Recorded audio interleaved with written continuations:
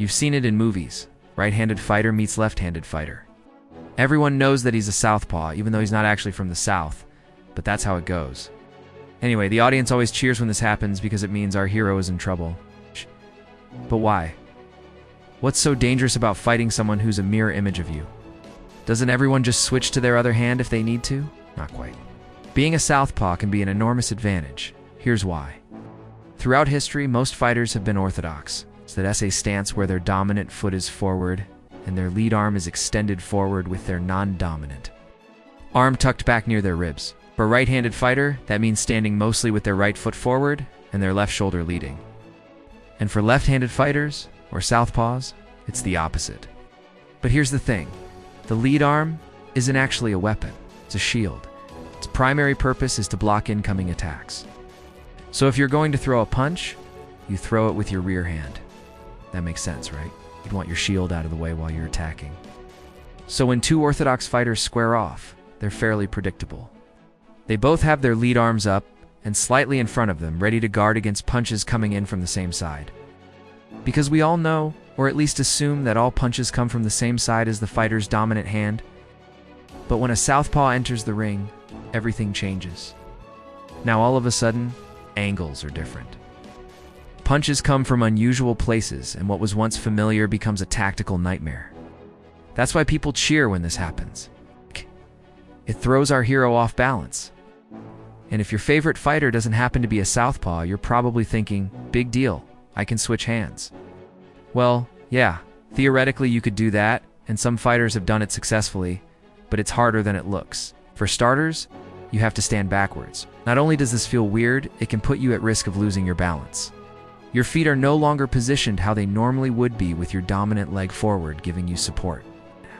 You are putting more weight on your back leg and trying to keep your balance on a leg that's not used to holding you up like that. On top of that, you're also having to reverse all your instincts. If you're an orthodox fighter who's never boxed a southpaw before, it will feel like the other guy's punches are coming from odd angles, which they are. You know your opponent's punches should come from his lead arm, which is the one closest to you. But it feels like they coming from his rear arm, because it's the one that actually can reach you. This is very disorienting. It's like trying to hit someone with your left hand when they're approaching you with their right hand forward. No matter how hard you try, it feels awkward and inefficient. Now try doing that while you're also moving backwards. You know how after you get the flu or a cold, you might feel a little off your game for a day or two, even after the fever's gone? Fighting a southpaw is kind of like that. All your senses are working, but you're off your game. This isn't easy to overcome, especially in the heat of the moment. There aren't many orthodox fighters who can figure it out, let alone do it quickly enough to make it look easy. It's actually quite rare. And it's one of the reasons why people go a whole career without ever fighting a southpaw. In the professional ranks, there are more southpaws than in other combat sports. About 9% of boxers are natural left-handed fighters compared to only 10% of the population in general. But when you start looking at elite fighters, the numbers flip. Around 32% of world champions are southpaws. But don't blame the numbers. When you face off against a southpaw, you'll never know what hit you. It seems like every punch comes from a different angle. Even their jabs come from strange places. For orthodox fighters, there are two basic rules to follow when fighting a southpaw. Don't move directly forward, and don't move directly backward. Forward puts you too close and within range of his power hand. Backward puts you beyond the reach of his jab, but then he can easily outbox you. You have to move laterally so you can cut off the angles and avoid being hit by his power hand, while still being able to attack with your own. But this is easier said than done. Take Floyd Mayweather, for example. He was perhaps the greatest defensive boxer of his era, but even he had problems with southpaws. And he wasn't afraid to admit it. I quote, "The toughest style to fight is a good southpaw because they punch from odd angles." End quote. It's hard to argue with that logic. If you think about it, every punch a southpaw throws comes from an unusual angle. Their jab can catch you off guard because it comes from the right side.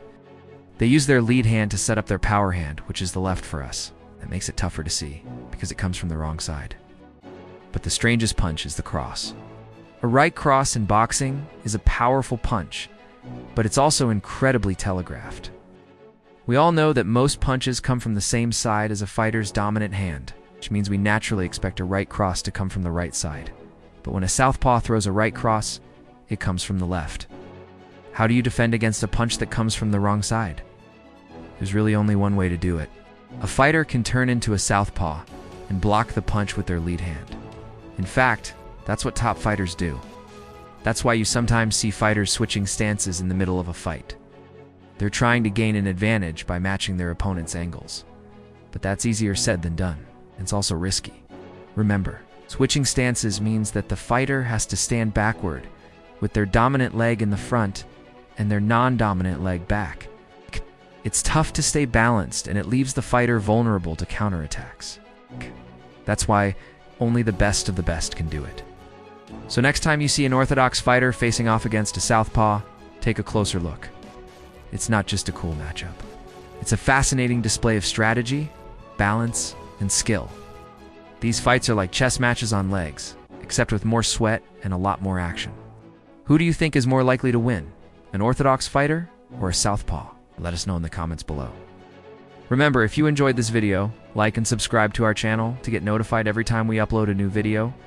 And if you want to learn more about fighting, check out the links in the description below. Thanks for watching. We'll see you next time.